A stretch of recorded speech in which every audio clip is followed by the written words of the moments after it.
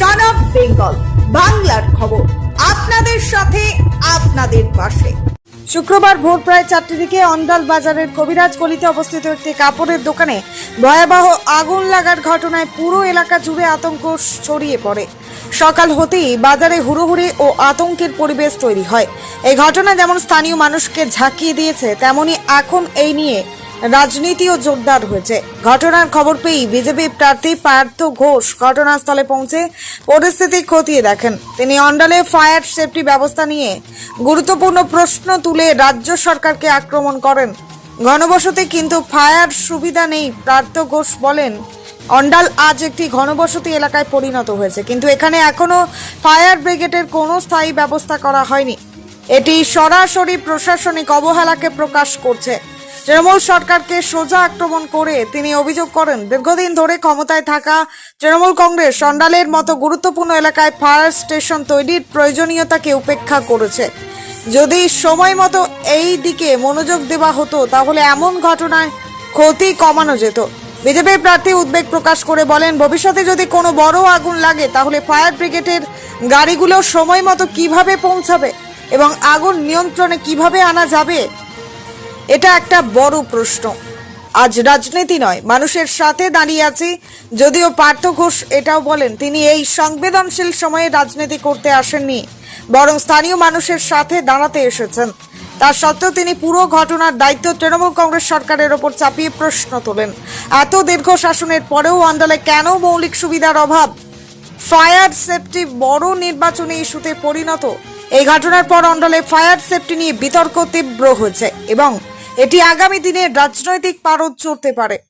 এখন দেখার বিষয় প্রশাসন এই নিয়ে কি পদক্ষেপ নেয় এবং অন্ডালকে ফায়ার সেফটির দিক দিয়ে কোনো সুনির্দিষ্ট ব্যবস্থা দেওয়া যায় কিনা। Bureau report, son of Bengal বাংলার খবর। ফায়ার সুরক্ষা নিয়ে আপনি কিছু বলবেন? দেখুন, আজকে অন্য গভর্নমেন্ট মানে সিপিএম তৃণমূল প্রায় 49 বছর আছে, অন্ডালের জন্য কেউ ভাবলো না যে একটা ফায়ার স্টেশন হওয়া উচিত।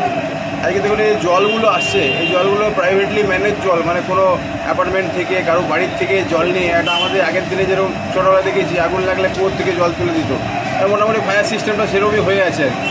আপনারা জানেন ফায়ারে নতুন করে রিক্রুটমেন্ট নাই, নতুন কোনো গাড়ি নাই, কোনো ফায়ার স্টেশন নাই। ফায়ারের যারা কর্মচারী আজকের দিনে বহু কষ্টের মধ্যে তারা কাজ করছে। আমি জানি ফায়ারের নিয়ে আমি অনেক মামলা করেছি, রিসেন্টলিও আমার একটা মামলা সুপ্রিম কোর্টে চলছে এই ফায়ারের অ্যাপয়েন্টমেন্ট নিয়ে, ফায়ারের যারা কর্মচারী যেটাতে। তো আমি দেখেছি তাদের মানে খুব রিস্ক নিয়ে তারা কাজ করে। ফায়ার ডিপার্টমেন্টের এবং গভর্নমেন্ট অফ ওয়েস্ট বেঙ্গলের এটা পুরোপুরি দোষ। 3:30টার সময় আগুন লেগেছে, এখনও পর্যন্ত দেখুন ধোঁয়া বেরোচ্ছে, এখনও পর্যন্ত আগুনটাকে নেভানো যায়নি। কিছু অল্প সংখ্যক কর্মচারী মানে কর্মী যারা ফায়ারে কাজ করেন তারা এসে চেষ্টা করছেন। তো তারা কী করবেন যদি রিক্রুটমেন্ট না থাকে, লোক না থাকে, ইনফ্রাস্ট্রাকচার না থাকে, গাড়ি নেই, জল নেই, এখানে লোকাল এত বড় একটা জায়গা, ফায়ার স্টেশন নেই।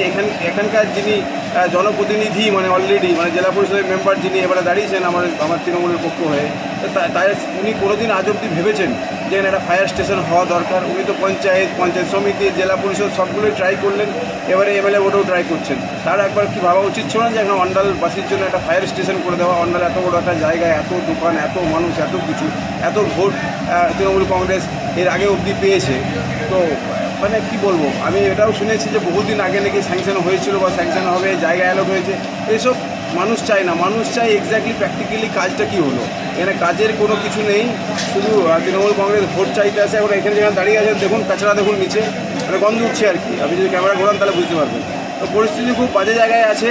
আজকে এটা আমি পলিটিক্স করার জন্য আসিনি। আমি শুনলাম অন্য জায়গায় কার্যক্রম ছিল, আমার রাখালদা আমার এখানকার মন্ডল প্রেসিডেন্ট, উনি আমাকে খবর দিলেন, আমি এখানে এলাম। যিনি মালিক ছিলেন তার সাথে কথা বললাম, উনি খুব কান্নাকাটি করছেন। ওনাকে আমি আর কি বলবো, বলার কিছু নেই। এখানে এত ধরুন প্রপার্টি ওখানে আছে, একটা বানগঙ্গা একটা দোকান, আমরা বরাবর ছোটোর থেকে বানগঙ্গায় জিনিস কিনি, খারাপ লাগছে আর কি। কিন্তু আলটিমেটলি গভর্নমেন্টের এটা একটা বড় গাফিলতির জায়গা, যেখানে একটা ফায়ার স্টেশন। নমস্কার, আপনারা দেখছেন সন অফ বেঙ্গল বাংলার খবর। সন অফ বেঙ্গলের মাধ্যমে প্রত্যেকটা খবর সবার আগে আপনাদের কাছে পৌঁছে দিই আমরা। সন অফ বেঙ্গলের প্রত্যেকটা খবর ফেসবুক, ইনস্টাগ্রাম এবং ইউটিউবের মাধ্যমে শেয়ার করা হয়। আমাদের ফেসবুক পেজ, ইউটিউব এবং ইনস্টাগ্রাম আপনারা দেখুন, ফলো করুন এবং শেয়ার করে দিন প্রত্যেক সংবাদ প্রেমীদের কাছে। আমাদের ফেসবুক পেজে যান, সেখানে গেলে দেখতে পাবেন রাজনীতি, খেলার খবর এবং বিনোদন জগতের সমস্ত আপডেট সহ লোকাল খবরের খুঁটিনাটি উপলব্ধ। তাই সঙ্গে থাকুন, দেখতে থাকুন সন অফ বেঙ্গল বাংলার খবর।